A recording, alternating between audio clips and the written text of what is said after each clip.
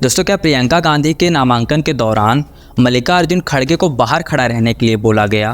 दोस्तों, इस वायरल हो रहे वीडियो की पूरी सच्चाई क्या है, मैं आपको इस वीडियो में विस्तार से बताऊंगा।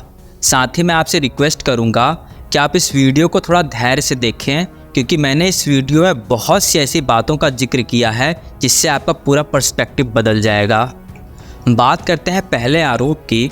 जब प्रियंका गांधी वायनाड में नामांकन करने पहुंची तो सोशल मीडिया पर एक वीडियो वायरल हुआ जिसमें मल्लिकार्जुन खड़गे को नामांकन कक्ष से बाहर खड़े देखा गया। भाजपा के कई नेता और आईटी सेल ने इस पर तंज कसते हुए दावा किया कि खड़गे को दलित होने के कारण बाहर खड़ा किया गया, जो कांग्रेस के जातिवादी सोच का प्रतीक है। भाजपा के नेता और उनके पार्टी के ऑफिशियल ट्विटर हैंडल से बिल्कुल एक तरह के ट्वीट किए गए। अगर आप थोड़ा सा ध्यान देंगे तो आपको बिल्कुल स्पष्ट दिखाई देगा कि कैसे एक नैरेटिव बनाने के लिए टूल किट जारी किया गया है। आप थोड़ा ध्यान देंगे तो आपको नज़र आएगा कि सारे ट्वीट, सबके ट्वीट की शुरुआत बिल्कुल एक समान है, ना एक शब्द इधर ना एक शब्द उधर, बिल्कुल कॉपी पेस्ट करके डाल दिया गया है। मैं आपको स्क्रीन पे सभी ट्वीट्स को साइड बाय साइड लगाकर दिखा रहा हूँ। आप हर ट्वीट के फॉर्मेट को थोड़ा गौर से देखिए, है ना बिल्कुल एक जैसी भाषा सभी ट्वीट्स में।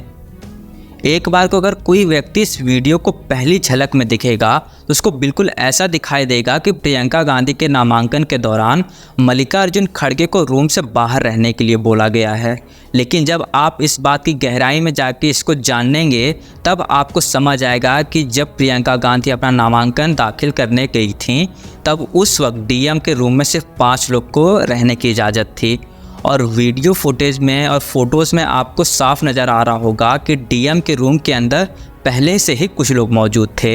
इसलिए मल्लिकार्जुन खड़गे जी ने खुद से ये डिसाइड किया कि वो डीएम ऑफिस के बाहर इंतज़ार करेंगे। और ऐसा बिल्कुल नहीं है कि सिर्फ मल्लिकार्जुन खड़गे जी को ही बाहर खड़ा रहना पड़ा, यहाँ तक कि सोनिया गांधी और राहुल गांधी भी मल्लिकार्जुन खड़गे जी के साथ बाहर इंतज़ार कर रहे थे। बाद में तीनों एक साथ अंदर गए जब कुछ लोग बाहर आ गए। उसके बाद आप लोगों ने देखा होगा ये तस्वीर बाहर आई थी और इसमें आप साफ साफ देख सकते हैं कि कैसे मल्लिकार्जुन खड़गे जी प्रियंका गांधी और राहुल गांधी के साथ पहली लाइन में बैठे हैं, जबकि सोनिया गांधी दूसरे लाइन में नज़र आ रही हैं। दोस्तों, आप कांग्रेस प्रवक्ता सुप्रिया श्रीनेत की इस वीडियो को देखिए, उसके बाद मैं आपको भाजपा की असलियत आपके सामने रखता हूँ। दिन भर आज भाजपाई सत्ते में रहे। वायनाड में उमड़े जन सैलाब को देखकर ये निरुत्तर थे, समझ ही में नहीं आ रहा था क्या करें। फिर शाम को इन्होंने एक शगुफा छोड़ा। कांग्रेस अध्यक्ष मल्लिकार्जुन खड़गे जी के लिए सफेद झूठ बोला, लेकिन कुछ ही मिनटों में इनके झूठ का पर्दाफाश हो गया और इन झूठों को मुंह की खानी पड़ी। पता नहीं क्यों ऐसे लीचड़ काम करते हैं, इस तरह की हरकतें करते हैं भाजपाई, ऐसा झूठ बोलते हैं जो तस्वीरों के साथ बिल्कुल इनका पर्दाफाश हो जाता है। असलियत यह है कि नामांकन के वक्त डीएम के कमरे में प्रत्याशी को मिलाकर मात्र 5 लोग बैठ सकते थे। जब खड़गे जी, सोनिया जी और राहुल जी वहां पे पहुंचे तो वहां पर ऑलरेडी कुछ लोग बैठे हुए थे। जैसे ही वो कमरे से निकले, उनको पता चला ये लोग आ गए, वो लोग कमरे से निकले, उसी वक्त खड़गे जी, सोनिया जी और राहुल जी अंदर आए और खड़गे जी आकर प्रथम पंक्ति में बैठे। सोनिया जी सीपीपी की अध्यक्ष होने के बाद भी पीछे वाली पंक्ति में बैठी। हमारा अपने अध्यक्ष के लिए भरपूर सम्मान है, लेकिन भाजपा बार बार जो खड़गे जी का अपमान करती है, शायद इसलिए करती है क्योंकि खड़गे जी दलित समुदाय से आते हैं, उस समुदाय से आते हैं जिनसे भाजपा नफरत करती है, जिनका सालों तक इनके जैसे लोगों ने शोषण किया है। हम अपने अध्यक्ष का सम्मान करते हैं, इज्जत करते हैं और असलियत यह है कि अपना प्रचार प्रसार और नामांकन के पहले अगर प्रियंका जी किसी एक व्यक्ति के यहाँ आशीष और मार्गदर्शन लेने गई थी तो वो कांग्रेस अध्यक्ष मल्लिकार्जुन खड़गे जी थे।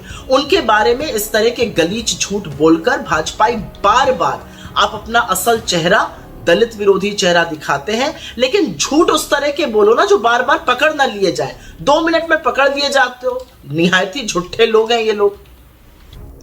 दोस्तों, बात यहाँ पर ये नहीं है कि मल्लिकार्जुन खड़गे जी दलित नेता हैं इसलिए भाजपा के नेताओं को बहुत दुख पहुँचा है उस वीडियो को देखकर। सच्चाई ये बिल्कुल भी नहीं है, कोसों दूर तक नहीं है। भाजपा को इस बात से कोई फ़र्क नहीं पड़ता कि आप दलित हैं या पिछड़ी जाति से आते हैं, इसलिए आपके अपमान से उनको बहुत ठेस पहुंची है। बल्कि भाजपा के नेता और उनकी पार्टी तो इससे 10 कदम आगे जाके दलित आदिवासियों का अपमान करती है। और वो कैसे है, मैं आपको 2 उदाहरण के साथ दिखाता हूँ और समझाता हूँ। उसके बाद आप डिसाइड कीजिएगा कि भाजपा दलित और पिछड़ी जातियों का कितना सम्मान करती है। दोस्तों, इस देश की प्रथम नागरिक राष्ट्रपति द्रौपदी मुर्मू जी, भाजपा की सरकार में जितना अपमान उनको किया गया है, उसके बाद भाजपा के नेताओं को कुछ भी लिखने या बोलने से पहले 1000 बार सोचना चाहिए था। याद कीजिएगा दोस्तों, जब संसद भवन का उद्घाटन किया जा रहा था तब राष्ट्रपति द्रौपदी मुर्मू जी को बुलाया तक नहीं गया था। देश की सबसे प्रथम नागरिक और सबसे ऊंचे सम्मानित पद पर होने के बावजूद भाजपा ने उन्हें उद्घाटन के दौरान बुलाया तक नहीं। खुद प्रधानमंत्री मोदी संगोल लेकर पहुंच गए उद्घाटन करने के लिए। इसी साल जनवरी में राम मंदिर की प्राण प्रतिष्ठा हुई। राम मंदिर का उद्घाटन किया गया, लेकिन वहाँ भी राष्ट्रपति को नहीं बुलाया गया।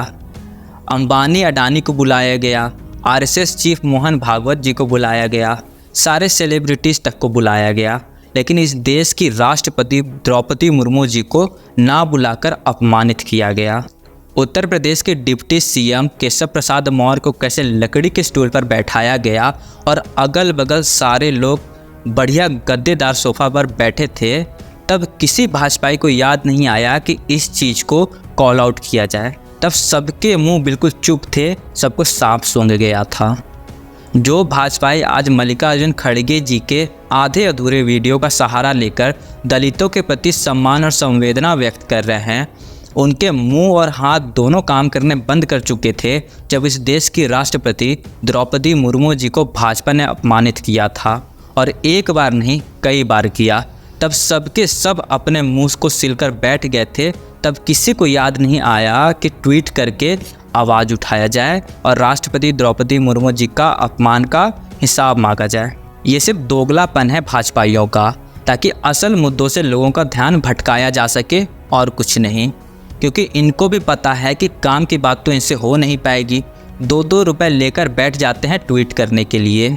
दोस्तों, आपको समझना होगा कि आखिर भाजपा और उसका आईटी सेल इतना बौखलाया हुआ क्यों है, क्यों वो सोशल मीडिया पर बेबुनियादी नैरेटिव चला रहा है और असल मुद्दों से दूर भाग रहा है। दोस्तों, मौजूदा वक्त में संसद के अंदर इंडिया गठबंधन के पास ऐसे नेता भरे हुए हैं जिन्होंने पहले से ही भाजपा के नाक में दम करके रखा हुआ है।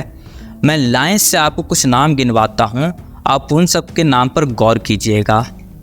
पहला नाम है राहुल गांधी का, दूसरा नाम है अखिलेश यादव, तीसरा नाम महुआ मोइत्रा, चौथा नाम अभिषेक बनर्जी। सिर्फ इन 4 लोगों ने अकेले भाजपा को संसद के अंदर बैठने के नाम पर दम करके रख दिया है। जब बारी आती है कि इनमें से किसी को संसद के अंदर भाषण देना है तो प्रधानमंत्री जी साइड से निकलकर संसद से बाहर चले जाते हैं।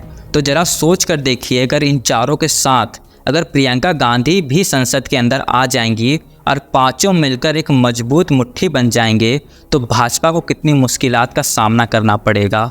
लेकिन अब तक होता ये था दोस्तों कि प्रियंका गांधी सिर्फ चुनाव में भाषण देने तक और अपने पार्टी के नेतृत्व करने तक सीमित थीं।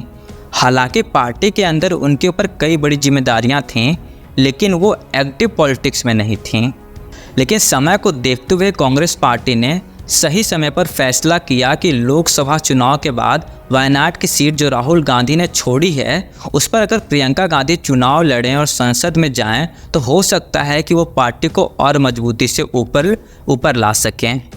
अब बात यहाँ पर यह है दोस्तों कि भाजपा फैक्ट्स के आधार पर तो काउंटर कर नहीं पाएगी प्रियंका गांधी और राहुल गांधी का, तो उनके पास एक रास्ता बचता है कि जितना हो सके उतना झूठ फैलाओ, बस किसी तरह से नैरेटिव बदलो, असल मुद्दों से लोगों का ध्यान भटकाओ और वही बेफजूल की बातों से लोगों का ध्यान भटकाकर कैसे भी करके जितना हो सके वोट हासिल करो। दोस्तों, आपको समझना होगा कि भाजपा चुनाव जीतने के लिए कितनी बौखलाई हुई है। लोकसभा चुनाव में उनकी सीटें कम होने का दुख अभी तक उनको चैन से सोने नहीं दे रहा है। वो बात अलग है कि हरियाणा के चुनाव में जीत मिलने के बाद भाजपा की गाड़ी अभी थोड़ी पटरी पर आ गई है, वरना 4 जून के बाद भाजपा और मोदी जी की क्या हालत हो चुकी थी आप सब ने देखा है।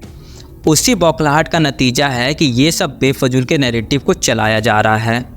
आप क्या सोचते हैं दोस्तों इस खबर के बारे में, नीचे कमेंट बॉक्स में लिख के बताइए। वीडियो को लाइक कीजिए और चैनल को सब्सक्राइब करना मत भूलिएगा। मिलता हूँ आपसे फिर किसी और नए खबर के साथ। बहुत बहुत धन्यवाद।